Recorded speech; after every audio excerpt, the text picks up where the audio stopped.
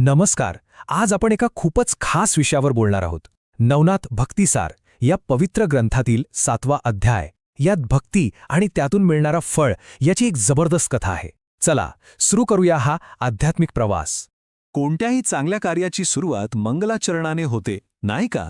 तर आपणही या कथेची सुरुवात मूळ ग्रंथातील याच पारंपरिक श्लोकाने करूया. यामुळे एक छान भक्तिमय वातावरण तयार होईल. आता बघा, या संपूर्ण कथेच्या केंद्रस्थानी एकच प्रश्न आहे.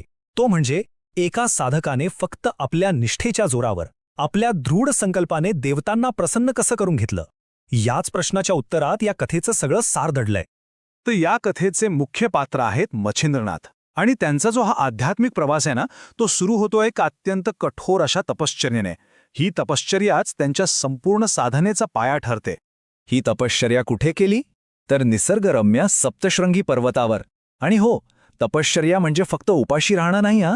तपश्चर्या म्हणजे आपल्या शरीर आणि मनावर पूर्णपणे नियंत्रण मिळवण्यासाठी केलेली एक कठोर साधना, एक प्रचंड मोठं समर्पण.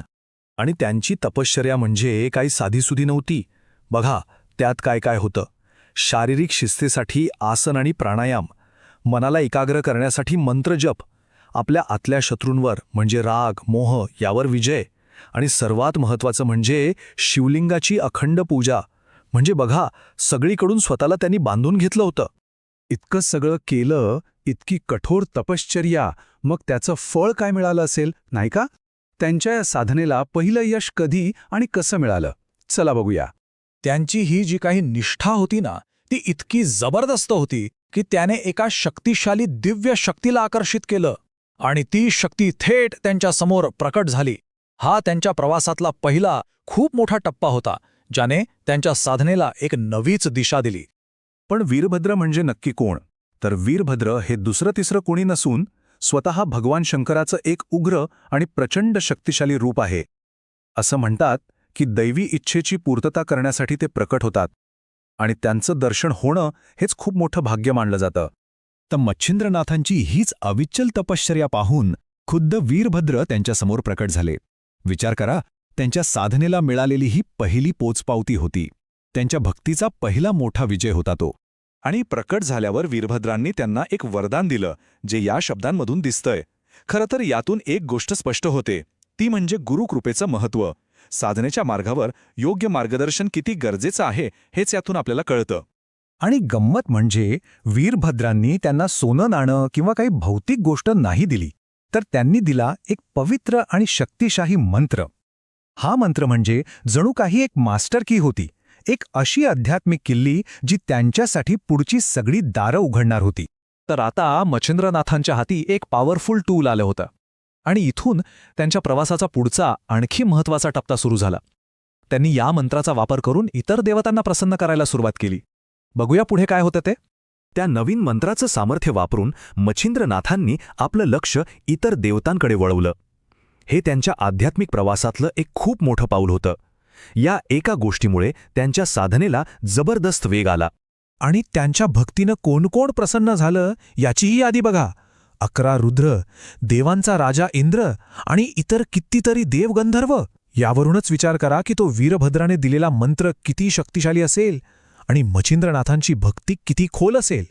थोडक्यात काय, तर त्या मंत्राच्या प्रभावाने त्यांनी ज्या देवाची पूजा केली तो देव त्यांच्यावर प्रसन्न झाला आणि त्यांनी आपले आशीर्वाद दिले. साहजिकच यामुळे मच्छिंद्रनाथांचं सामर्थ्य आणि आत्मविश्वास दोन्ही वाढतच गेलं. बरं, आता येतो या कथेचा सर्वोच्च बिंदू, क्लायमॅक्स. मच्छिंद्रनाथांनी आता आपलं सगळं लक्ष, सगळी शक्ती एकाच ठिकाणी केंद्रित केली, आणि ते म्हणजे आदिशक्ती देवी भगवतीची उपासना. हेच त्यांच्या तपश्चर्येचं अंतिम ध्येय होतं.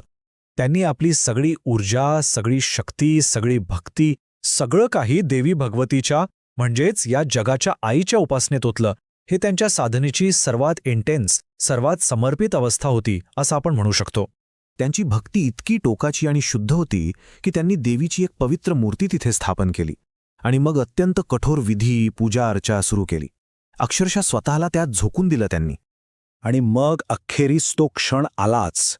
त्यांच्या या निस्वार्थ भक्तीने प्रसन्न होऊन साक्षात देवी त्यांच्यासमोर प्रकट झाली आणि म्हणाली, वर माग.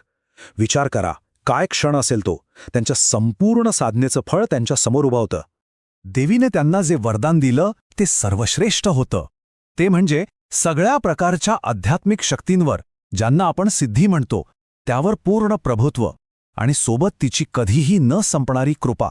आणि इथेच मच्छिंद्रनाथांचा तो खडतर पण तितकाच प्रेरणा देणारा प्रवास यशस्वी झाला. तर मच्छिंद्रनाथांच्या या अद्भुत प्रवासातून आपण काय शिकलो, याचं सार काय आहे, चला त्यावर एक नजर टाकूया, कारण त्यातून मिळणारी प्रेरणा खूप मोठी आहे. तर बघा, हा सगळा प्रवास किती सरळ आहे. सुरुवात झाली कठोर तपश्चर्येने, मग वीरभद्राकडून मंत्र मिळाला, त्या मंत्राच्या जोरावर इतर देवतांचे आशीर्वाद मिळाले आणि शेवटी देवी भगवतीचं सर्वोच्च वरदान मिळालं. असा हा स्टेप बाय स्टेप पण तितकाच प्रेरणादायी प्रवास होता.